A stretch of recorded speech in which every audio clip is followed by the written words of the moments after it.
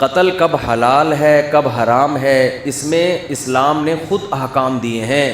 ہمیں اپنے کلچر کو فالو کرنے کی اس میں اجازت نہیں ہے. انسانی جان کا قتل اتنی ہلکی چیز نہیں ہے کہ آپ کہتے ہیں کہ یہ ہماری غیرت کے خلاف کام ہوا ہے لہذا ہم کیا کر دیں گے, جان سے مار دیں گے. یہ خون اللہ نے ہماری رگوں میں پیدا کیا ہے. اس خون کو بہانے کی نہ باپ کو اجازت نہ بھائی کو اجازت, کیونکہ سوشل میڈیا بہت کامن ہو گیا ہے. گاؤں گاؤں میں, گھروں گھروں میں فیس بک, یوٹیوب, موبائل فون, اینڈرائڈ جو سافٹ ویئر ہے وہ ہر جگہ پہنچ چکا ہے. اس سے کیا ہو رہا ہے, مرد اور عورت کے رابطے اب وہ نہیں رہے کہ کسی گاؤں میں کوئی لڑکی تھی تو وہ گاؤں کی چار دیواری کے اندر ہی ہے. وہ ساری دنیا دیکھ رہی ہے موبائل پہ. گھروں سے لڑکیوں کے بھاگنے کے واقعات بھی آ رہے ہیں, کورٹ میرج کے واقعات میں بھی اضافہ ہو گیا ہے. تو کئی کیسز ایسے سامنے آئے ہیں کہ لڑکی نے گھر سے بھاگ کے کسی کے ساتھ شادی کی اور باپ اور بھائیوں نے لڑکی کو بھی مار دیا اور اس بندے کو بھی مار دیا. میں نہیں کہہ رہا کہ گھر سے بھاگ کے شادی کرنا کوئی اچھا کام ہے, لیکن خوب سمجھ لو کہ گھر سے بھاگ کے شادی کرنا اگر برا کام ہے تو اس بیس پہ دونوں یا کسی ایک کو قتل کر دینا اس سے ہزارہا زیادہ برا کام ہے. کسی کتاب میں نہیں لکھا, نہ قرآن میں, نہ حدیث میں, نہ کسی فقہ میں, کہ لڑکی اگر گھر سے بھاگ کے پراپر شادی کرتی ہے تو آپ غیرت کے نام پہ اس کو قتل کر دیں. کہیں بھی نہیں ہے. یہ غیرت کے بھی کچھ اصول ہیں اسلام میں, ان سے آپ کو باہر نکلنے کی اجازت نہیں ہے. اور کمال کی بات ہے, بعض یہ کام وہ لوگ کر رہے ہوتے ہیں جو اپنی بیٹی کو ایجوکیشن میں پڑھا رہے ہیں, وہاں غیرت نہیں آئی ہے بھائی. وہ 10 لڑکوں میں جا کے بیٹھ رہی ہے, وہاں غیرت نہیں آئی. اس کے پاس فیس بک ہے, سوشل میڈیا استعمال کر رہی ہے, 20 لڑکوں کو صبح شام دیکھ رہی ہے, وہاں غیرت بولو نہیں آئی. وہ جب نکاح کر رہی ہے تو کیا آ رہی ہے, غیرت. دوسری بات, جب وہ بالغ ہوئی تھی تو وہاں غیرت نہیں آئی کہ لڑکی بالغ ہو گئی اس کی شادی کر دو ٹائم پہ. پھر جب اس نے بتایا کہ میں فلاں جگہ شادی کرنا چاہتی ہوں تو غیرت کا تقاضا یہ ہے کہ جہاں وہ چاہ رہی ہے وہاں اس کی شادی کی جائے. بتاؤ یہ غیرت ہے کہ شادی اس کی جہاں وہ چاہتی ہے وہاں کرنا غیرت ہے؟ یعنی یہ بے غیرتی ہے کہ جہاں وہ چاہ رہی ہے شادی کریں, یا اپنی مرضی سے اس کے متھے کوئی مرد لگا دینا, یہ بے غیرتی ہے؟ مجھے بتاؤ میرے بھائی. ایک بچی چاہتی ہے کہ میری فلاں جگہ شادی کی جائے, اس کو پتا ہے کہ میں اپنے باپ اور بھائی کے سامنے یہ بات ذکر نہ اپنی ماں سے کہہ سکتی ہوں, جان سے مار دیں گے مجھے. تو کیا یہ اسلام ہے؟ بولو نا کیا ہو گیا. ہم غیر مسلموں کو کہتے ہیں کہ تم قرآن کو فالو کرو, تم رسول کی تعلیمات کو فالو کرو, لیکن جب قرآن آپ کے اگینسٹ جا رہا ہوتا ہے تو پھر ہمارا کلچر, اس کا مطلب اسلام کو اتنا ہی فالو کیا جا رہا ہے جتنا آپ کا کلچر اجازت دیتا ہے. تو یہ اسلام نہیں ہے, یہ کیا ہے؟ یہ کلچر ہے. ہمارے نبی صلی اللہ علیہ وسلم کے دور میں بھی ایسے واقعات ہوئے. لڑکی کا ولی چاہتا تھا کہ اس کا نکاح کہیں اور ہو اور لڑکی چاہتی ہے اس کا نکاح بولے کہیں اور. ایسے کیس ہمارے نبی کی مجلس میں آئے ہیں, صحیح حدیث ہیں. ہمارے نبی نے تو لڑکی کو یہ نہیں کہا کہ یہ تو غیرت کے خلاف کام کر رہی ہے, یہ کیوں کہہ رہی ہے مجھے فلاں جگہ شادی کرنی ہے. بھائی محمد صلی اللہ علیہ وسلم سے زیادہ کوئی غیرت مند ہو سکتا ہے؟ تو آپ کو تو غضبناک معاذ اللہ ہو جانا چاہیے تھا کہ ایک لڑکی, ایک نوعمر بچی تھی, اس نے یہ بولا کیوں کہ میں وہاں نکاح کرنا چاہتی ہوں؟ یہ بولا کیوں اس نے؟ یہ اپنی ماں سے یہ کیوں ذکر کیا اس نے؟ نہ تو نبی نے اس کو غیرت کے طعنے دیے, نہ نبی صلی اللہ علیہ وسلم نے اس لڑکی کے ولی کو یہ کہا کہ تم گن پوائنٹ پہ اس کی وہاں شادی کراؤ جہاں تم چاہتے ہو, اس کی مرضی کی پرواہ نہ کرو. بلکہ بالکل ہمارے معاشرے کے الٹ کام ہوا ہے کہ بچی چاہتی تھی کسی غریب صحابی سے نکاح کروں میں, اس کے ولی چاہتے تھے مالدار صحابی سے, اور مالدار صحابی مغیرہ ابن شعبہ. حضرت مغیرہ ابن شعبہ فرماتے ہیں کہ مجھے وہ لڑکی, وہ بچی تو نہیں یعنی ان کی بیوی تھی نا, 9 عمر تھی, مجھے وہ مل چکی تھی, مگر نبی صلی اللہ علیہ وسلم نے جب دیکھا کہ بچی کہیں اور نکاح کرنا چاہتی ہے, مجھ سے چھین کے اس کے حوالے کی گئی جس سے وہ نکاح کرنا چاہتی تھی. تو ایک یہ والی غیرت ہے, ایک ہماری اپنی غیرت ہے. تو آپ بتاؤ کون سی قرآن و سنت کے مطابق ہے؟ غیرت یہ نہیں ہے کہ آپ کی بچی کہیں نکاح کرنا چاہتی ہے تو آپ اس کو یہاں پسٹل رکھ دیں. اس کی غیرت یہ کہ جہاں وہ چاہتی ہے آپ وہاں اس کا نکاح کر دیں. ہاں اگر غیر کفو ہے, اس کے لحاظ سے بہت کمتر ہے, کوئی چرسی ہے, کوئی ہیروئنچی ہے, پھر شریعت نے باپ کو یہ حق دیا ہے کہ وہاں اس کو نکاح نہ کرنے دے, کیونکہ اس میں خاندان کی عزت داؤ پہ لگے گی. ہمارے ہاں کفو اور غیر کفو کا جو معیار ہے وہ نہیں رہا جو اسلام نے بتایا ہے. دیکھو اسلام کہتا ہے لڑکی غیر کفو میں نکاح نہیں کر سکتی. غیر کفو کا مطلب وہ جو اس کے ہم پلہ نہ ہو, اس سے کمتر میں نہیں کر سکتی. لیکن کمتر کی ڈیفینیشن غیر قوم نہیں ہے. کمتر کی ڈیفینیشن یہ ہے کہ لڑکی ایک اچھے خاندان سے تعلق تھا اور لڑکا چرسی ہیروئنچیوں کے خاندان میں پیدا ہوا ہے. یہاں اگر آپ کی بیٹی نکاح کرتی ہے تو آپ کی عزت کا جنازہ نکلے گا, یہاں آپ روک سکتے ہیں اس کو. لیکن اگر وہ اپنے ہم پلہ میں کر رہی ہے, چاہے وہ غیر خاندان ہو, وہاں آپ کو اس سے روکنے کی اجازت بولتے کیوں نہیں بھائی نہیں ہے. سوشل میڈیا پہ بھی ہے, وہ کورٹ میرج ہو رہی ہے, باہر نکلتے ہی کیا کر دیا, دونوں کو گولی مار دی. اور اکثر اس طرح کے خاندانوں میں سب کی بات نہیں کر رہا, مرد جو مرضی عیاشی کرتا پھرے. اسلام یہ کہتا ہے کہ جب آپ کو یہ شبہ ہے کہ آپ کی بیٹی, آپ کی بہن کہیں کسی کو لائک کرتی ہے, تو اسلام یہ نہیں کہہ رہا کہ اس کو کیا کرو, آپ اس رشتے کو توڑو. اسلام کہتے ہیں اس کو کس میں بدلو, حلال میں. ایسے لوگ بھی ہمارے علم میں ہیں. اس کے بعد آپ اس کو دھمکی دے سکتے ہیں کہ بھائی ہم نکاح کر کے بھیجنا چاہتے ہیں, آپ عزت سے آؤ, بات کرو. اگر نکاح پہ ایگری نہیں ہو تو اب دوبارہ دروازے پہ نظر آئے تو بھی قتل کی اجازت, پھر قتل کی اجازت, قتل پھر بھی نہیں بنتا, چترول لگاؤ اس کو, آپ پکڑو اس کو. میرا مقصد یہ ہے کہ حلال اور حرام میں فرق کریں, اور حرام کی اتنی سزا دیں جتنی بنتی ہے, اس سزا میں حد سے تجاوز کی کوشش نہ کریں. ایک آدمی چوری کرتا ہے, اسلام حکومت کو کہتا ہے اس کا ہاتھ کاٹ دو, وہ بھی عام آدمی کو اجازت نہیں ہے. لیکن ایک آدمی نے چوری کی, آپ نے ان کے سر قلم کرنا شروع کر دی ہے غیرت کے نام پہ کہ میں چور کے وجود کو معاشرے میں برداشت نہیں کر سکتا. تو بھائی یہ غیرت حد سے بڑی ہوئی ہے, چور کو گردن اڑانے کی اجازت نہیں ہے چور کی. ایک آدمی زنا کرتا ہے, 4 گواہوں سے ثابت ہو گیا زنا کیا ہے, تو اسلام یہ کہتا ہے کہ گورنمنٹ کے ذمے ہے کہ جب 4 گواہوں سے ثابت ہو جائے, اگر یہ شادی شدہ ہے تو اس کو رجم کیا جائے, کنوارا ہے تو اس کو 100 کوڑے چوک پہ لگائے جائیں. لیکن آپ نے دیکھا کسی شخص کو زنا کیا, اس نے, آپ نے پکڑ کے اس کا سر قلم کر دیا. اب علماء آپ سے پوچھ رہے ہیں بھائی یہ کس بیس پہ تم نے سر قلم, آپ نے کہا میں معاشرے سے زنا کو ختم کرنا چاہتا ہوں. تو بھائی معاشرے سے زنا کو ختم کرنے کے لیے آپ قرآن سے آگے کیسے نکل رہے ہو؟ قرآن کہہ رہے 100 کوڑے بنتے ہیں, وہ بھی آپ نہیں بلکہ گورنمنٹ. آپ اتنا کر سکتے ہیں کہ آپ کی اولاد نے یہ کام کیا تو تھپڑ لگائیں اس کو, آپ چترول لگائیں, آپ اس کو, جو آپ کے ماتحت ہیں, ان کی تربیت کے لیے, ٹریننگ کے لیے.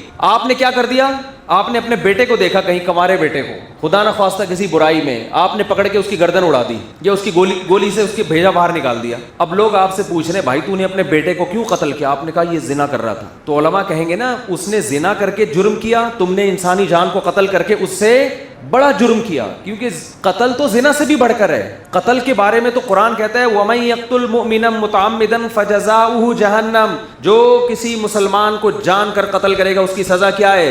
جہنم کی آگ ہے, اس پر اللہ کا غضب ہوگا, اس پر اللہ کی لعنت ہوگی اور ہمیشہ اس جہنم میں جلتا رہے گا. وہ اتنا بڑا جرم. تو یاد رکھو جو باپ اپنی بیٹی کو غیرت کے نام پہ نکاح کی وجہ سے قتل کرے گا کہ میری مرضی کے بغیر اس نے شادی کیوں کی, اس قتل پہ باپ کے لیے وہی سزا ہے جو سزا اللہ نے عام قاتلوں کے لیے رکھی ہے, بلکہ باپ کو سزا دگنی ملے گی, اس لیے کہ باپ بیٹی کا محافظ ہوتا ہے, بیٹی کا قاتل نہیں ہوتا. بھائی بہنوں کے محافظ ہوتے ہیں, بیٹی بہنوں کے قاتل نہیں ہوتے.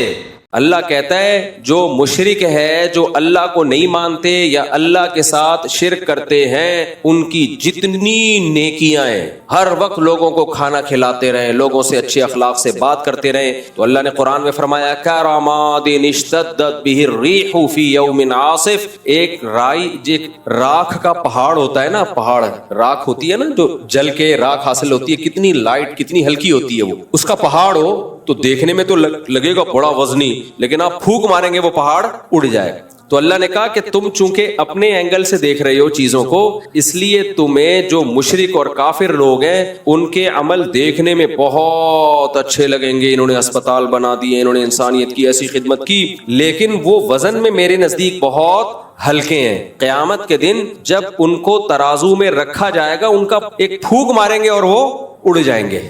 اللہ نے یہ نہیں کہا کہ ان کا وزن ہے ہی نہیں, بلکہ اللہ نے کہا ان کا وزن بہت ہلکا ہے, وہ اس قابل نہیں ہے کہ ان کو بخشوا دے. ہاں اس قابل ضرور ہے کہ عذاب میں کمی کا ذریعہ بن جائے, اس قابل ضرور ہے کہ عذاب میں کمی کا ذریعہ, بخشوا نہیں سکتا ان کو. اور اللہ کی نظر میں جو سب سے بڑی نیکی ہے وہ کیا ہے؟ توحید, اللہ کے وجود کو ماننا اور اللہ کو ایک سمجھنا، حالانکہ انسانیت کی نظر میں تو کوئی یہ بہت بڑی نیکی نہیں ہے۔ اب یہاں ایک سوال پیدا ہوتا ہے کہ اللہ نے یہ اینگل رکھا ہوا کیوں ہے، اللہ تعالیٰ اس اینگل سے دیکھتا کیوں ہے؟ یعنی یہ کیا بات ہے کہ آپ اگر مشرک ہیں، اللہ کے ساتھ شرک کرتے ہیں، یا اللہ کے وجود جیسے ملحد اور ایتھیسٹ لوگ خدا کو مانتے ہی نہیں ہیں، وہ کہتے ہیں ہی نہیں ہے، سب آٹومیٹیکلی خود بخود سب کچھ چلا آ رہا ہے، سوال یہ پیدا ہوتا ہے کہ پھر ایسا وجہ کیا ہے؟ اللہ نے اتنا مضبوط موقف کیوں رکھا ہوا ہے، جس کو میں اپنی زبان میں موقف کہہ رہا ہوں، اللہ کی طرف موقف کا لفظ کی نسبت نہیں کی جاتی لیکن آسان لفظوں میں سمجھانے کے لیے، کہ ایسا کیوں اللہ نے یہ نظریہ ہے کہ بھئی یہ اگر تم کفر کرتے ہو، اللہ کے ساتھ شرک کرتے ہو، تو کوئی حیثیت تمہارے کسی عمل کی اللہ کی نظر میں نہیں ہے کیوں؟ دیکھیں اس کی وہی وجہ ہے کہ اللہ کہتا ہے، ہم جب کہتے ہیں نا یہ انسانوں کی خدمت کرتا ہے بہت اچھا ہے، تو اللہ کہتے ہیں سب سے پہلے جس نے تم پر احسانات کیے، جس نے تمہیں پیدا کیا، اس کو تم بھول گئے۔ میں گھر کی ایک مثال دیتا ہوں، ابا اماں کی۔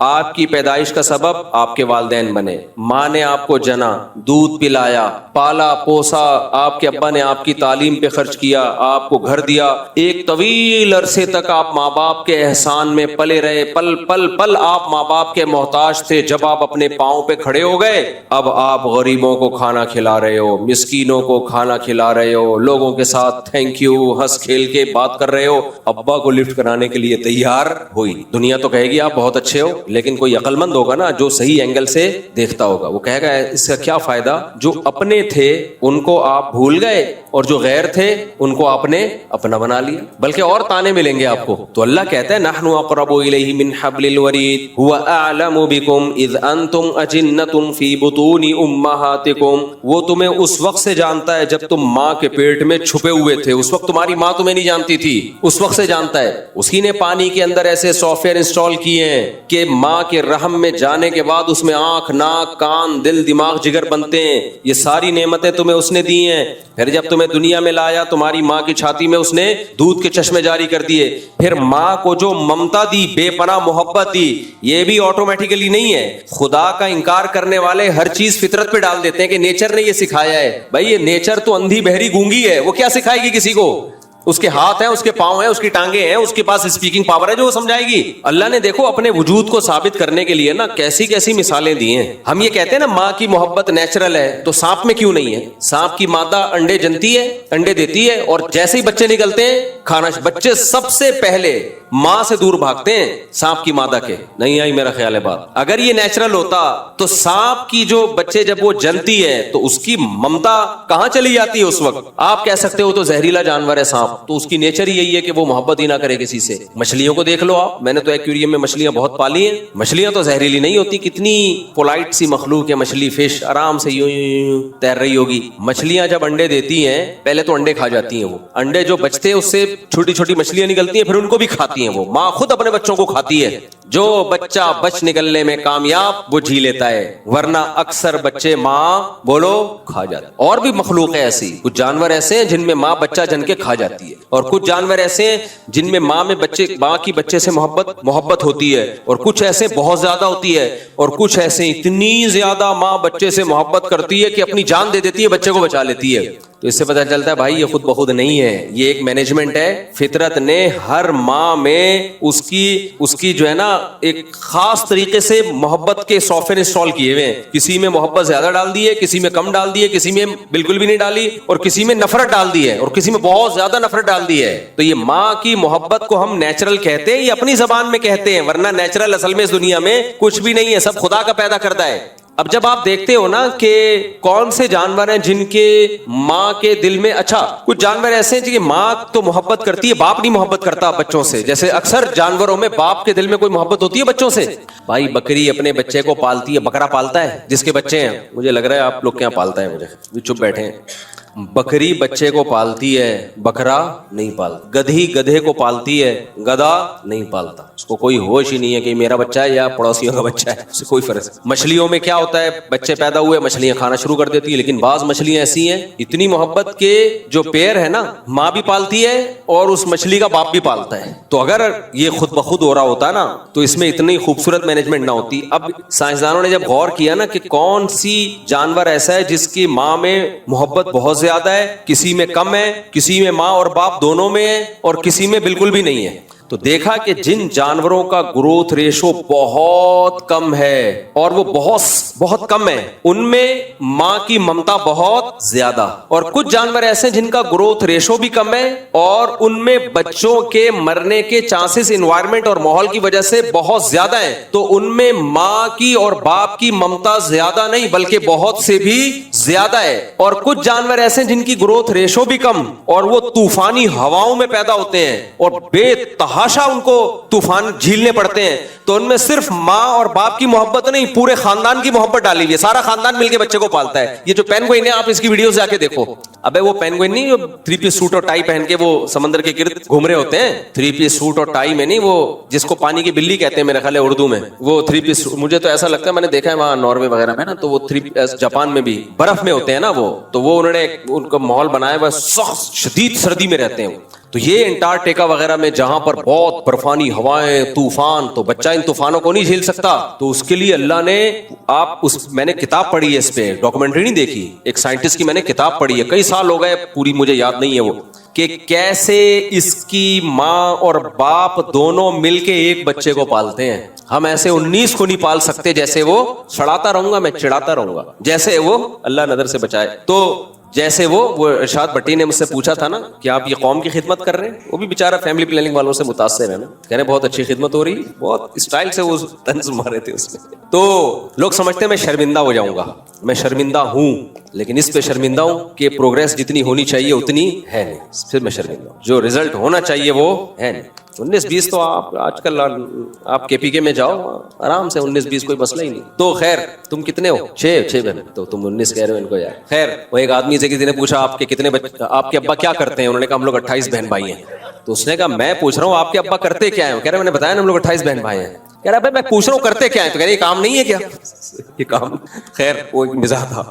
تو پینگوئن کو دیکھ لو آپ ڈاکومنٹریز دیکھیں, اس کی کتابیں پڑھیں اس کے بارے میں, گوگل پہ سرچ کریں, کیونکہ چھکڑ ہیں, برفانی طوفان آتے ہیں, اس بچے کو کا سروائیو کرنا بہت مشکل, لیکن اس کے ماں باپ اس بچے کو جننے میں اور پالنے میں اتنی تکلیف اٹھاتے ہیں, ایسے جان جوکھوں میں کھیل کے اور اس کی ہیلپ کرتے ہیں, اپنے بچے کو پالتے ہیں. اور پھر اس کے بعد باقی خاندان بھی ساتھ دیتا ہے, وہ پورا پریوار جو ہے نا جھنڈ میں جا رہے ہوتے ہیں, چلو جی ماں پیچھے رہ گئی تو دوسری انٹی آتی ہیں اس کو گلے لگا لیتی ہیں. انسانوں میں ایسا نہیں ہے, دوسری انٹی آئیں گی وہ اس کو گلے لگا لیں گے, چل بھائی جب تک تیری ماں نہیں آتی تھوڑی دیر کے لیے برفانی ہواؤں سے میں تجھے بچا لیتی ہوں. لیکن جن جانوروں میں گروتھ ریشو بہت زیادہ ہے, تنادن پیدا ہوتے ہیں, ان میں اللہ اگر ماں کی ممتا رکھ دیتا نا تو ماں تو سارا دن سینکڑوں بچوں کو پال پال کے خود مر جاتی وہ, اور اتنے ان کے گروتھ ریشو ہوتا کہ وہی نسل ہوتی, باقی دنیا میں سب ختم ہو چکے ہوتے. سانپ کی مادہ ہزاروں انڈے دیتی ہے, اب وہ ہزاروں میں اگر 500 بھی بچ جاتے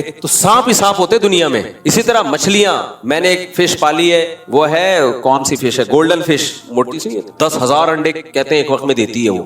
10 ایسی مچھلیاں ہیں, 10,000 انڈے اور 20 50 ہزار انڈے, پھر ان سے 50 ہزار بچے نکلتے ہیں. اب آپ سوچ لو 50,000 بچے نکلے, وہ 50 کے 50,000 ماں نے پال پوس کے اسکول بھیج کے ٹیوشن فیس لگا کے سارے ویکسین کروا کر اس کو جوان کر دیا. ان 50,000 کی جب شادی ہوگی تو ایک ایک کے 50,000, تو 50,000 کو 50,000 سے ضرب دو تو اکائی دہائی سینکڑا ہزار, 10,000 کیا اکائی دہائی سینکڑا ہزار, 10,000 لاکھ, 10 لاکھ, کروڑ, 10 کروڑ, ارب, تو تقریباً 5 ارب یا 50 ارب, صحیح کیلکولیشن کر لینا گھر بیٹھ کے, 50 ارب تھوڑے دنوں میں ہو جاتا. تو مچھلیاں ہی مچھلیاں ہوتی میرے بھائی, سمندر میں تو پاؤں رکھنے کی بھی جگہ نہیں ہوتی, پھر وہ سب مر جاتی, متعفن پھیلتا. تو اللہ نے کہا اتنے بچے یہ پیدا کر رہی ہے تو ان کی ماں کے دل سے اللہ نے ممتا چھین لی, بولا کھاؤ, جو نکل گیا وہ میچ جیت جائے گا. ٹھیک ہے, وہ پہلے دن سے ہی بھاگنا شروع کرتا ہے, پہلے اماں سے جو نکل گیا وہ جیت گیا. تو بھائی یہ ماں کے تو وہ بھی مچھلی ہے. تو اچھا کچھ جانور ایسے نر اور مادہ دونوں مل کے پال رہے ہیں اس کو, تو یہ پورا ایک مینجمنٹ ہے. قرآن کی اس آیت کو یاد رکھو, قرآن جہاں بھی اللہ کی کائنات کے مظہر ہمارے سامنے رکھتا ہے کہ کائنات میں یہ کچھ ہو رہا ہے, یہ کچھ ہو رہا ہے, 2 لفظوں میں اللہ اپنی قدرت کو بیان کرتے ہیں. اللہ کہتے ہیں ذالک تقدیر العزیز العلیم. بہت زبردست آیت ہے, اللہ کرے سمجھ میں آ جائے. جو اللہ کا انکار کرنے والے لوگ ہیں نا, اللہ ان کو نہیں چھوڑے گا. اللہ کہتے ہیں تم کتنے نیک ہو, کتنے نیٹ کلین, تھینک یو, اور ہر وقت اچھی اچھی باتیں کرتے ہو, غریبوں کو کھانا کھلاتے ہو, ہسپتال بنا دیے, یتیم خانے بنا دیے, اور بہت ہی nice person, nice to meet you. یہ سب جب تم سے کوئی ملتا ہے تو لوگ کہتے ہیں نائس ٹو میٹ یو, بہت خوش ہوتے ہیں. اور لیکن اگر تم مجھے نہیں مانتے، اللہ کہتے نہیں چھوڑوں گا، کیونکہ تم نے چھوٹا جرم نہیں کیا، چھوٹا جرم نہیں کیا، ایک ایسی ذات کا انکار کر دیا جس کی قدرت کی نشانیاں صبح و شام اپنی آنکھوں سے دیکھتے ہو، صبح و شام دیکھتے ہو، تو تمہیں اس کا کیوں خیال نہیں آیا؟ تو تقدیر العزیز العلیم، تقدیر کہتے ہیں مینجمنٹ، اندازہ، ایڈجسٹمنٹ، یہ سب الفاظ تقدیر کے لفظ میں سما سکتے ہیں۔ ایڈجسٹمنٹ ہے اس میں، مینجمنٹ ہے اس میں، ایک ہمیں ایک کیلکولیشن ہے اس میں، ہوائی نہیں ہے ورنہ نظام چل نہیں سکتا تھا۔ اب ملحد اور ایتھیسٹ کیا بولتا ہے؟ ایتھیسٹ بولتا ہے کہ حسن اتفاق ہے اس لیے ایسا ہو رہا ہے، یعنی خوبصورت مینجمنٹ ہے نیچر کی وجہ سے۔ اللہ کیا کہتے ہیں؟ خوبصورت مینجمنٹ ہے نیچر کی وجہ سے، لیکن اس نیچر کو بنانے والا کون ہے؟ خالق۔ خود بخود یہ نیچر بنی نہیں ہے، یہ فزکس کے جو لا ہیں اور جو پوری دنیا جن قوانین پہ چل رہی ہے یہ خود بخود نہیں بن سکتے، یہ ہو نہیں سکتا۔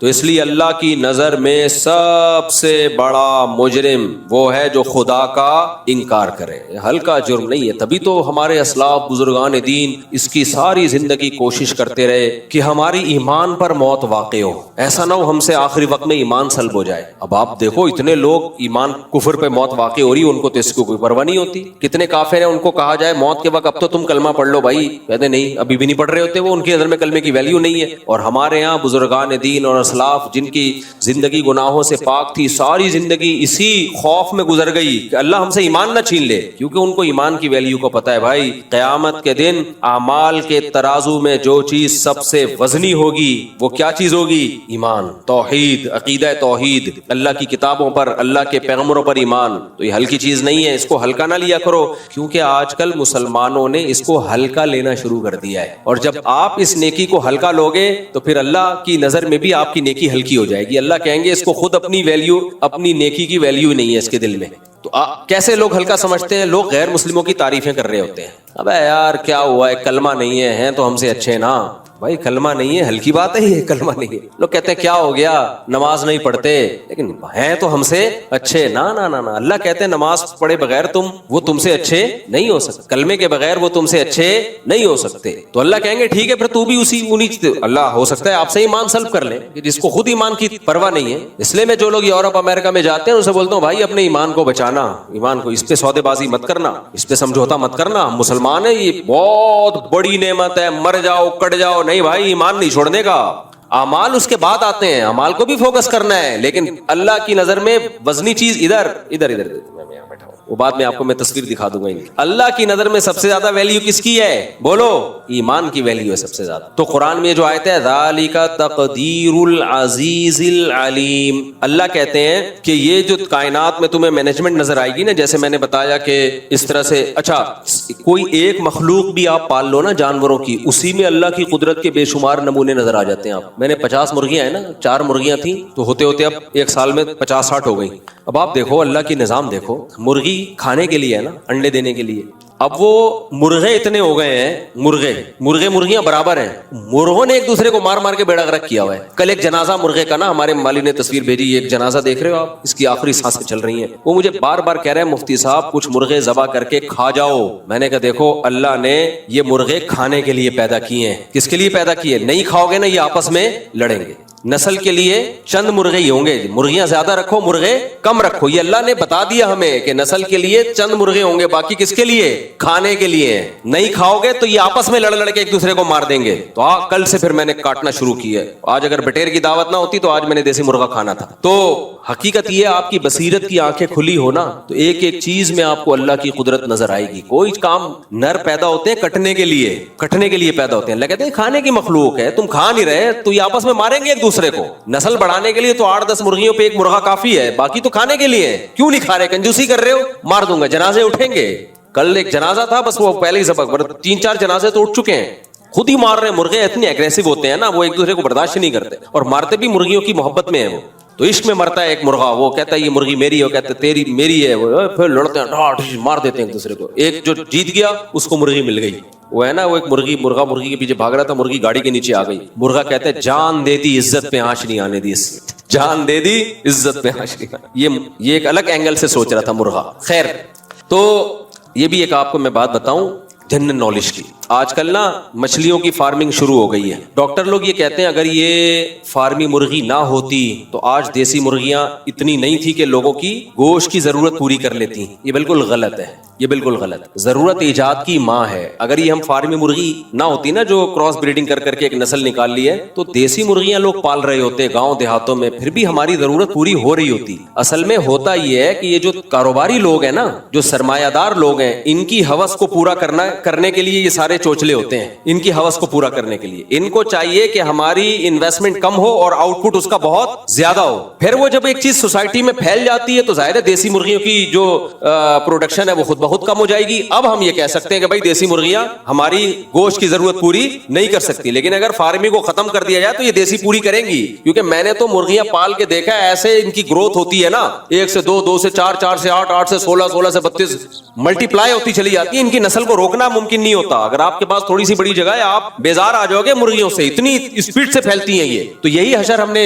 مچھلی کے ساتھ کیا. کراچی میں اتنی مچھلی پیدا ہوتی ہے, اتنی مچھلی پیدا ہوتی ہے, آج تک کبھی ایسا نہیں ہوا ہوگا کہ آپ مارکیٹ میں گئے ہو اور مچھلی نہ ملی ہو پورے ملک میں. لیکن سرمایہ داروں نے کیا کیا کہ ان کو پیسہ کمانا ہے, دولت کمانی ہے, انہوں نے مچھلی کی بھی فارمنگ شروع کر دی. فیڈ کھلا کھلا کے اس کو بڑا کر دو اور تالاب میں پالو. نہ اس کو وہ ماحول ملتا ہے بھاگنے دوڑنے کا, نہ وہ اس کو آرگینک خوراکیں ملتی ہیں. اب رزلٹ کیا نکلا, وہ اتنی سستی ہے کہ اب سمندر سے خریدنا لوگوں نے جو آرگینک ہے وہ چھوڑ دی. بھائی یہ بہت سستی مل رہی ہے, اور تاجروں نے بھی اسی کو فوکس کیا, یہ جلدی تیار ہو جاتی ہے. نتیجہ کیا نکلے گا, جو سمندروں میں شکار ہو رہا ہے اسے چھوڑ چھوڑ کے لوگ کس پہ سیٹ ہو جائیں گے. یہاں تک کہ اب فشری جہاں سے سمندری مچھلی نکلتی ہے وہاں بھی فارمی مچھلی جا کے بک رہی ہوتی ہے. فارم کی مچھلی وہاں جاتی ہے اور لوگ فشری سے سمندر کی سمجھ کے لا رہے ہوتے ہیں. تو جب یہ زیادہ ہو جائے گا تو تاجر اس پہ سیٹ ہو جائیں گے. پھر یہ اس طرح کی باتیں سوسائٹی میں ہوں گی, بھائی یہ تو بڑا زبردست ہو گیا کہ فارمی مچھلی کے تالاب بن گئے, ورنہ آبادی اتنی بڑھ چکی ہے کہ سمندر کی مچھلی ہماری ضرورت پوری نہیں کر سکتی. تو یہ ہوتا ہے نقطہ بادل وقوع. کوئی کام آپ پہلے حماقت کر لیتے ہو, پھر اس کے بعد اس کے آپ حکمتیں تلاش کرنا شروع کر دیتے ہو. ورنہ خوراک کے معاملے میں چاہے دیسی مرغی ہو چاہے مچھلی ہو, آبادی کو ڈبل در ڈبل کر دو, دگنا در دگنا کر دو. نہ سمندر نے کبھی ہاتھ روکا ہے اور نہ کوئی خوراک کی کبھی کمی ہوئی ہے. یہ سب ہوائی باتیں جن کی کوئی لاجک نہیں بنتی. جب آپ ایک آرٹیفیشل پہ سیٹ ہو جاؤ گے پھر ظاہر ہے پھر تو یہ کہنا پڑے گا کہ اب دیسی جو ہے وہ ہماری ضرورت پوری نہیں کرتی. ورنہ دیسی ہی کھاتے آ رہے تھے لوگ, جب ضرورت ہوتی تھی کھا لیتے تھے. خیر, تو اللہ نے کیا فرمایا, ذالک تقدیر العزیز العلیم. یہ اندازہ ہے, مینجمنٹ ہے. اللہ کہتے ہیں ایسی خوبصورت مینجمنٹ تمہیں کائنات میں نظر آئے گی. اور یہ مینجمنٹ بھی صرف کوئی مینیجر ہونا ضروری نہیں ہے. جس کی طرف سے یہ مینجمنٹ ہے اس میں 2 صفات کا ہونا ضروری ہے, ورنہ اس کے بغیر یہ مینجمنٹ ہو نہیں سکتی تھی. ایک انتہائی طاقتور ہو, جو چاہے کر سکتا ہو. نمبر 2, اس کو ہر چیز کا علم ہو. بعض دفعہ آپ کے پاس طاقت ہوتی ہے, نالج نہیں ہوتی, تو بھی آپ کام کر ہی نہیں سکتے. مثال کے طور پر کسی کے پیٹ میں درد ہے, وہ آیا آپ کے پاس طاقت ہے, ایک جبڑا پھاڑ سکتے ہو اس کا, یوں کر کے پیٹ چیر سکتے ہو, لیکن آپ کے پاس نالج نہیں ہے کہ پیٹ کے درد کا علاج کیسے ہوتا ہے. آپ تھپڑ مار مار کے اس کو درد ٹھیک کر رہے ہو, جیسے مائیں بچوں کو تھپڑ مار مار کے چپ کرا رہی ہوتی ہیں. بچہ رو رہا ہے سر میں درد, ناک میں درد کی وجہ سے یا گلے میں درد کی وجہ سے, مائیں تھپڑ مار مار کے طاقت کا استعمال کر کے اس کو چپ کرا رہی ہیں. وہ چپ ہونے کے بجائے اور چیخ چیخ کے رو رہا ہوتا ہے. وجہ کیا ہے, ماں کے پاس طاقت تو ہے, نالج نہیں ہے کہ یہ رو کیوں رہا ہے. نالج نہیں ہے تو سمجھتی ہے طاقت کے زور سے میں بچے کو دبا دوں گی, ڈرا کے نا چپ کرا دوں گی. وہ چپ نہیں ہوتا. دوسرا یہ کہ آپ کے پاس نالج تو ہے لیکن طاقت ہی نہیں ہے. مثال کے طور پر آپ کو پتا ہے اس کے کمبخت کے پیٹ میں درد اس لیے ہو رہا ہے, استغفر اللہ, کمبخت نہیں کہنا چاہیے, اس کے پیٹ میں درد اس لیے ہو رہا ہے کہ اس کو قبض ہے. نالج ہے آپ کے پاس, اور قبض کا علاج بھی آپ کو پتا ہے کہ جی قبض کا علاج یہ ہے کہ جمال گوٹا, وہ نہیں جو بھینس کے منہ میں ڈالا تھا, بھینس نے پہلے پھونک مار دی تھی تو اسی کے منہ میں چلا گیا تھا وہ, تو جمال گوٹا اس کو کھلا دیا جائے, یا کوئی بھی ڈاکٹر لوگ بتاتے رہتے ہیں یہ قبض کی گولی ہے یہ کھا لی جائے. نالج تو ہے لیکن اتنے پیسے ہی نہیں ہے کہ آپ وہ گولی خرید کے لے آؤ, تو بھی آپ کچھ نہیں کر سکتے. تو دنیا میں جو کامیاب لوگ ہوتے ہیں ان کے پاس کسی کام کے کرنے کی طاقت بھی ہوتی ہے اور اس کام کے بارے میں نالج بھی ہوتی ہے, تو آپ کامیاب ہو سکتے ہیں. ادروائز آپ صرف باتیں ہی پھینکتے رہو گے, کچھ بھی نہیں ہوگا. جیسے لوگ بڑے بڑے ویژن بناتے ہیں, یہ کر لیں گے وہ کر لیں گے, بھائی آپ کے پاس وسائل کیا ہیں؟ وسائل کچھ بھی نہیں ہے ہمارے پاس, تو پھر کچھ بھی نہیں ہو سکتا. اور اگر وسائل ہیں لیکن نالج ہی نہیں ہے کہ کس وقت کیا, کون سا وسیلہ اور کون سا ذریعہ ہم نے استعمال کرنا ہے, تو بھی فائدہ نہیں ہوگا.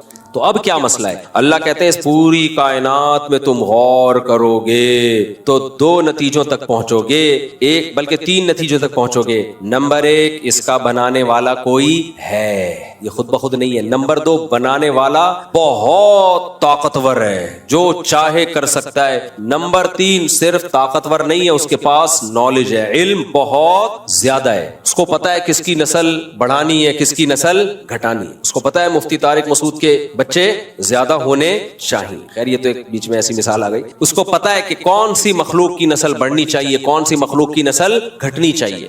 دیکھو آسٹریلیا میں ہم جو یہ قربانی کے جانور ذبح کرتے ہیں نا, ترس آتا ہے ہمیں یار, بیچارے جوان ہٹے کٹے ذبح کر کے ہم کھا جاتے ہیں. ان کے جینے کی عمر تھی, اگر ہم ان کو ذبح نہ کریں نا یہ ہمیں کھا جائیں. یہ کیا کریں, ہمیں کھا جائیں. یا تو ان پہ بہت زیادہ ظلم ہوگا, یا بھوکے مریں گے, یا ہمیں کھا جائیں. ہمیں کیسے کھا جائیں میں ایکسپلین کرتا ہوں, مثال سے سمجھاتا ہوں. یہ جو 4 قسم کے جانور ہیں نا جن کا شریعت نے حکم دیا کاٹ کے کھا جایا کرو ان کو ذبح کر کے, اگر آپ ان کو نہیں کھاتے نا, یا بقرعید میں ذبح نہیں کرتے, یا کھاتے ہی نہیں ہو آپ ان کو جینے دیتے ہو, ان کے پیٹ کمبختوں کے اتنے بڑے بڑے ہوتے ہیں نا کہ ان کو 2 ٹائم پوری دیگیں چاہیے. بھینس کو کیا چاہیے پتا ہے, 2 ٹائم 2 روٹی نہیں چاہیے اس کو پورا ونڈا چاہیے, اتنی بڑی تعداد میں. بھائی اس کو بند کروا دینا, یہ ہمیشہ بے وقت یہاں سے, ایک تو یہ ویسے بھی الارم کے طور پر اذان کا ٹھیک ہے ہی نہیں اذان کا بجنا, تو اتنے بڑا ان کا پیٹ ہوتا ہے. ہمارے محلے سے نا ایک گائے بھاگ گئی تھی بقرعید کے دنوں میں, بچڑا تھا بھاگ گیا تھا. ذبح کرنے کے لیے لگے تو بعض دفعہ وہ بچڑا بھاگ جاتا ہے, اتنا طاقتور ہوتا ہے. بھاگ گیا, وہ بھاگا وہ غائب, مل ہی نہیں رہا, کہاں غائب ہو گیا. 3-4 دن کے بعد ملا, پھر وہ ہڈیوں کا ڈھانچہ بن گیا تھا. وجہ کیا ہے, اس کو بھائی 2 ٹائم پیٹ بھر کے خوراک چاہیے تھی. وہ کہاں سے لیتا, وہ یہ پودوں سے, اور باہر اتنا تھوڑی مل جاتا ہے اس کو. تو یہ وہ جانور ہیں جن کو کون کھلاتا ہے, انسان. اور انسان کا اس پہ خرچہ نہیں, ٹھیک ٹھاک خرچہ ہوتا ہے. آپ کہہ سکتے ہو کھیتوں میں تو جانور خود کھا رہے ہوتے ہیں, تو وہ کھیت بھی اگائے جاتے ہیں باقاعدہ. ہاں یہ جنگلی جانور ہیں جو جنگلوں میں گھوم رہے ہوتے ہیں, تو بھی ان کی قربانی کا شریعت نے ہمیں حکم نہیں دیا. ان کی قربانی سے قربانی ہوتی نہیں ہے. اب ہوتا کیا ہے, اونٹ اتنا پانی پیتا ہے, اتنی خوراک ہے اس کی, اگر آپ ان کی نسل کو ایسے ہی چھوڑ دیں گے, کاٹ کے کھائیں گے نہیں, تو یہ جنگلوں کے جنگل کا صفایا کر دیں, زمین کی گھاس اور گرینری کو یہ ختم کر دیں. اگر آپ کو یقین نہ آئے نا, آسٹریلیا میں جا کے دیکھو. آپ آسٹریلیا میں 100-150-200 سال پہلے انگریز اپنے ساتھ مسلمانوں کو لے کر گئے تھے ہندوستان سے, پشاور سے بھی کچھ لوگ گئے, تو یہ لوگ اپنے ساتھ اونٹ لے گئے تھے مسلمان, بحری جہازوں میں اونٹ لے جا کے انہوں نے جنگلوں میں کام وام کیے جو بھی. تو پھر یہ جب واپس آئے تو اونٹ وہیں چھوڑ دیے انہوں نے. اب وہاں اونٹ کا گوشت نہیں کھایا جاتا, آسٹریلیا میں گورے نہیں کھاتے. نتیجہ کیا نکلا ہے, ان اونٹوں کی نسل اتنی بڑی ہے. 2 واقعات تو میرے سامنے ہیں. میں جب لاسٹ ٹائم آسٹریلیا گیا اس وقت بھی, اور اس سے پہلے جب آسٹریلیا گیا اس وقت بھی یہ واقعہ ہوا کہ ان کی گورنمنٹ نے 10,000 اونٹ پسٹل سے فائر کر کے مارے ہیں جنگلوں میں. کتنے اونٹ, 10,000 اونٹ ہیلی کاپٹروں سے نا نشانہ لے کے مارے ہیں. میں نے ان لوگوں سے پوچھا بھائی کیا ہو گیا یار, یہ اونٹوں کو تم ایسے فائر کر رہے ہو جیسے کوئی دہشت گرد ہوتے ہیں. بھائی انہوں نے کہا آسٹریلین گورنمنٹ بیزار آ گئی ہے, یہ صحراؤں میں جتنا پانی ہوتا ہے یہ پی لیتے ہیں. یہ کہ اونٹ جب پانی پیتا ہے نا, قرآن نے بھی اس کا تذکرہ کیا, پیاسا اونٹ ایسے ٹینکوں کے ٹینک خالی کر دیتا ہے. اونٹ اسٹور بھی کرنا ہوتا ہے نا اس کو, اور اتنے جنگل میں یہ چرتا ہے, اتنا چرتا ہے گرینری ختم ہو جائے گی, دوسرے جانوروں کے لیے بچتا ہی کچھ نہیں. پھر مجھے اندازہ ہوا بھائی اللہ نے ان کی نسلوں کو کنٹرول کرنے کے لیے ہمیں آرڈر کیا دیا ہے, کھا جایا کرو. آپ نہیں کھاؤ گے تو یہ ہمیں کھا جائیں گے. یہ صحیح ہے نا. تو اللہ کا کوئی کام حکمت سے خالی نہیں ہے. اب انڈیا کی لوگ مثال دے سکتے ہیں, بھائی انڈیا میں تو گائے کو ذبح نہیں کیا جاتا, وہاں تو گائے ماتا کے ساتھ بڑی سیوا کی جاتی ہے اس کی, اور اس کو نہیں کھاتے, تو وہاں تو کوئی ایسا واقعہ نہیں ہوتا. نا آپ ڈاکومنٹریز یوٹیوب میں دیکھ لو کہ انڈیا میں جو گائے جب بڈھی ہو جاتی ہے, بیل جب بڈھا ہو جاتا ہے, اس بیچارے کا حشر کیا ہوتا ہے, بھوک سے تڑپ کے مرتا ہے. وہ چند گایوں کی تو ہمیں نظر دکھا دیتے ہیں, وہ کہ اس کو کوئی گھر میں لے گیا, اس کی مرم پٹی کی, اور اس بڑھیا کو بیچاری کو گھر میں رکھ کے کھلانا پلانا شروع کر. ذبح کرنا نہیں ہے کیونکہ وہ انہوں نے اس کو ماں بنایا ہوا ہے. لیکن وہ غریب آدمی کب تک کھلائے گا؟ وہ کہے گا میں اپنے بچوں کو کھلاؤں یا گائے ماتا کو کھلاؤں, اپنی سچی مچی کی ماتا کو کھلاؤں یا اس ماتا کو کھلاؤں؟ وہ تو پریشان ہو جاتا ہے. نتیجہ کیا نکلتا ہے, وہ جانور سسک کے مرتے ہیں. وہ ویڈیوز نہیں ڈالی جاتی, کچھ لوگوں نے تو ڈالی ہیں, کچھ ہندوؤں نے وہ ویڈیوز ڈالی ہیں, لیکن انہوں نے یہ دکھانے کے لیے ڈالی ہے کہ دیکھو ہم ہندو ہیں, ہمیں گائے کا احترام کرنا چاہیے, لیکن ہمارے یہاں گایوں کا حشر کیا ہو رہا ہے, بیچاری کیسے سسک کے تڑپ کے مر رہی ہیں. تو یہ بھوک پیاس سے سسک کے تڑپ کے مریں گے یہ, اگر ہم ان کو ذبح کر کے کھائیں گے نہیں. تو اللہ کا دین ہے نا اسلام, اس لیے اللہ نے کہا کہ بھائی ابھی کھا لو, تو اس میں کیا ہوگا, تمہارے کام بھی آ جائے گا, اور ایک اچھی موت مر جائے گا یہ ذبح کر کے. وہ تڑپ کے جو بھوک اور پیاس سے جو ترس کے اور تڑپ کے مرتا ہے, وہ موت سے یہ بچ جائے گا. تو اب وہاں بھی یہی ہوگا آسٹریلیا میں, جو اونٹ کو جو شوٹ نہیں ہوتے, وہ جب بڈھے ہو جاتے تو کیا ہوتا ہے ان اونٹوں کے ساتھ, انسان جب بڈھا ہو جاتا ہے تو اولاد لا کے رکھتی ہے اس کے سامنے کھانا. گائے یا اونٹ جب بڈھا ہوگا اور کھانے چلنے کے قابل نہیں رہے گا تو آپ کا کیا خیال ہے؟ وہاں اونٹ کے بچے لا کے ابا کے سامنے خوراک رکھیں گے, توڑ کے پانی کے پیالے لا کے رکھیں گے. وہ بھوک اور پیاس سے تڑپ کے ایڑیاں رگڑ کے سسک کے مرے گا وہ. تو اگر آپ ان کو ذبح کر کے نہیں کھاتے تو آپ کو گولیوں سے شوٹ کرنا پڑے گا, جو کسی کام کی بھی نہیں ہے. تو میں نے وہاں بولا کہ بھائی گورنمنٹ سے بولو کہ شوٹ کرنے کے بجائے یہ اتنے سینکڑوں ہزاروں اونٹ ہیں, یہ جو ہے وہ ہمیں دے دیں. تو ان کا جواب پتہ ہے کیا تھا؟ لے لو. میں نے کہا ہم تو لے جا نہیں سکتے, کھائیں شکار کر کے. انہوں نے کہا کھا لو. اب 2000 کلومیٹر دور جنگل میں جاؤ ان کو کھانے کے لیے, تو اس کا طریقہ یہ ہے کہ گورنمنٹ نے اجازت دی ہوئی ہے, جاؤ یار مار کے کھا لو, آپ ذبح کر کے نہار کر کے جیسے آپ نے کھانا ہے کھا لو, لیکن کھاؤ کیسے؟ 2000 اور آسٹریلیا اتنا بڑا صحرا ہے نا, اتنی شدید گرمی, جنگلوں میں آگ لگ جاتی ہے. 2000 کلومیٹر پہ آپ گاڑی میں سفر کر کے جائیں, 2000 کلومیٹر کے بعد جا کے ایک اونٹ کو آپ نے مارا, نہر کیا, تو کیا کرے گا اتنے گوشت کا آدمی؟ ایک ہی دفعہ کر سکتا ہے بس. وہ اس کے بعد آدمی کہتا ہے بھائی میں ادھر سے ہی خرید کے کھا لوں گا, وہ زیادہ بہتر ہے. تو کچھ باتیں کہنے کی ہوتی ہیں, پریکٹیکلی وہ پاسبل نہیں ہوتی. وہ بات ہی گورنمنٹ تو اجازت دی, یہ کھا لو بھائی, ہماری طرف سے کوئی پابندی نہیں ہے, آپ کھاؤ جا کے. لیکن اتنا مشکل ہے اس کو کھانا, اس کو لائے گا کون؟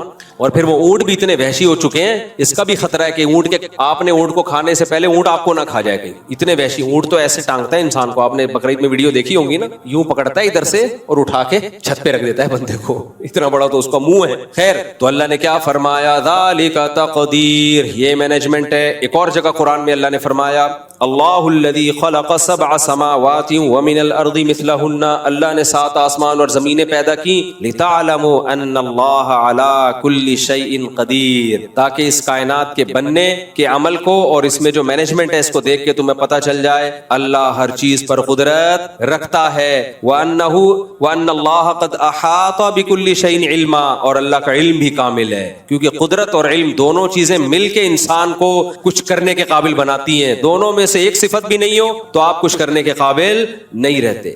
تو اللہ نے اپنے ہونے کے, اپنی توحید کے اتنے دلائل قائم کر دیے اور بتایا کہ تم ایک ایک چیز میں میرے محتاج ہو. تو اللہ کی نظر میں اب اگر آپ اللہ ہی کو نہیں مانتے تو آپ اتنے بڑے مجرم ہو کہ وہ ساری نیکیاں ہونے کے باوجود ان کا وزن بہت ہلکا ہو جاتا ہے. بالکل ایسے ہی ہے جیسے آپ دوستوں کے ساتھ اچھا سلوک کرتے ہو, ابا کو آپ مانتے ہی نہیں. ایک تو ہوتا ہے نا ابا کی ماننا, ایک ہے ابا ہی کا انکار کر دینا. آپ کہتے ہو ابا آپ جمشید صاحب ہو, آپ ابا نہیں ہو میرے, تو ٹھیک ہے آپ کی نیکیاں, آپ کے ابا کہیں گے میرا بیٹا لوگوں کا خیال کرتا ہے, غریبوں کو کھانا کھلاتا ہے, لیکن جائیداد سے میں اس کو محروم کروں گا میں, کیونکہ یار میں نے اس کو جنا, اس کو میں نے اس قابل بنایا کہ غریبوں کی مدد کر سکے, دولت بھی اس کو میں نے دی, میرا ہی انکار کر دیا. مودی نے کہا ہے نا ہم ہی پہ حملہ کر دیا. وہ سچا ہے, یہ AI سے بنا ہوا ہے, اوریجنل ہے وہ, اس پہ لوگوں نے میم بنائی ہے.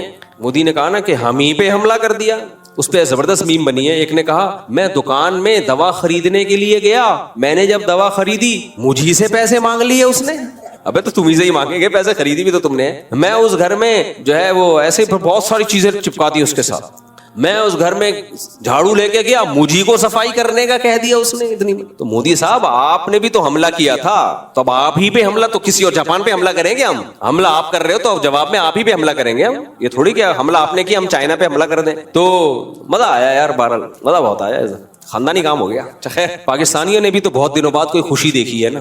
ہر وقت الٹی خبریں سن کے یہ ہے ایسے ڈپریشن میں جا رہے تھے, ایک کام خاندانی ہوا, مزہ آ گیا یار. خیر, تو اس لیے میرے بھائی, تو جب اللہ کی نظر میں اللہ سب سے پہلے ہے تو پھر نماز بھی سب سے پہلے ہوگی کہ نہیں ہوگی. اب اس کا مطلب یہ نہیں کہ جھوٹ بولنا شروع کر دیں, لوگوں کو ٹوپیاں کرنا شروع کر دیں, لوگوں کے بیوقوف بنانا کہ بھئی میں نماز تو چونکہ پڑھتا ہوں تو اتنی بڑی نیکی تو کر ہی رہا ہوں. اللہ نے اس سے بڑا لفظ کیا ہوگا, لعنت اللہ علی الکاذبین, جھوٹوں پر اللہ کی لعنت. اور اللہ کہتے ہیں نماز جو صحیح طریقے سے پڑھتا ہے تو نماز اس سے جھوٹ چھڑوا دیتی ہے, بے حیائی چھڑوا دیتی ہے. جو نمازی نماز پڑھ کے بھی جھوٹ بولتے ہیں, لوگوں کے ساتھ بدسلوکی کرتے ہیں, بد اخلاقی سے پیش آتے ہیں, تو وہ نماز کی ایک فارمیلٹی پوری کر رہے ہیں, ایک فرض پورا کر رہے ہیں, نماز کو نماز سمجھ کے پڑھ نہیں رہے. کیونکہ نماز ایسا اللہ سے ریلیشن مضبوط کراتی ہے کہ پھر انسان کو ہر وقت اللہ کا دھیان رہتا ہے. اور جب اللہ کا دھیان ہر وقت رہے گا, انسان اپنے آپ کو سپیریئر سمجھے گا ہی نہیں. جب سمجھے گا ہی نہیں تو کیوں تکبر سے پیش آئے گا لوگوں کے ساتھ, وہ کیوں لوگوں کو نیچا دکھانے کی کوشش کرے گا. جو آدمی زمین پہ سر رکھ کے سبحان ربی الاعلی کی صدائیں لگا سکتا ہے, زمین پر سر رکھ کے کہے گا سب سے اعلیٰ میرا رب ہے, تو وہ لوگوں کے سامنے اپنے آپ کو اعلیٰ کیوں سمجھے گا بھائی وہ؟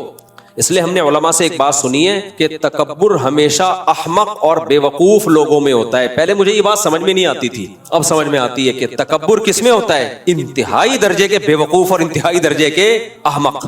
کیونکہ جو عقل مند لوگ ہوتے ہیں ان کو اپنی اوقات پتہ ہوتی ہے. بے وقوف آدمی اوقات بھولتا ہے ہمیشہ اپنی. عقل مند کو پتا ہے یار ہماری کیا اوقات ہے, اگر دولت ہے ہمارے پاس چھننے میں کتنا ٹائم لگتا ہے. لیبیا کے صدر کو دیکھو, ارب پتی آدمی تھا, جب حالات چینج ہوئے کوئی کھانے کا پوچھنے والا نہیں تھا اس سے, شہزادوں کو. تو ایسے حالات چینج ہوتے ہیں انسان کے. میں نے اپنی زندگی میں بڑے بڑے دولت مند دیکھے, دولت گئی روڈ پہ آ گئے بےچارے, وہ ڈپریشن میں چلے گئے. تو عقل مند آدمی کو پتا ہے بھائی چھننے میں ٹائم نہیں لگتا, یہ صحت ہے, بیمار ہونے میں ٹائم, ایسی ایسی بیماریاں اٹیک کر جاتی ہیں, آدمی سوچتا رہ جاتا ہے. تو جب ہر وقت خطرات اتنے منڈلا رہے ہیں تو پھر اترانا, دولت پہ فخر کرنا, صحت پہ فخر کرنا, شادیوں پہ فخر کرنا, یہ سب بچکانا باتیں. یہ تو میں آپ کو ویسے ہی موٹیویٹ کرنے کے لیے 19 کی باتیں کر رہا ہوتا ہوں. تو لیکن کوئی چیز فخر کرنے کے قابل نہیں ہے بھائی. حضرت حکیم الامہ مولانا شرف علی تھانوی رحمہ اللہ نے ایک اس کی بڑی پیاری مثال دی ہے. انہوں نے فرمایا دیکھو کوئی ایک آفیسر بیٹھا ہوا ہو اور ماتحتوں کے سامنے بڑی شو مار رہا ہو, اور یہ میں یہ ہوں. بڑا آفیسر آتا ہے تو اس کی اپنی حیثیت 2 ٹکے کی نہیں رہتی. یہ خود یس سر جی سر جی سر, ان کی مثال کو میں اپنے الفاظ میں بیان کر رہا ہوں. یہ خود کیا شروع کر دیتا ہے, یس سر جی سر, یس سر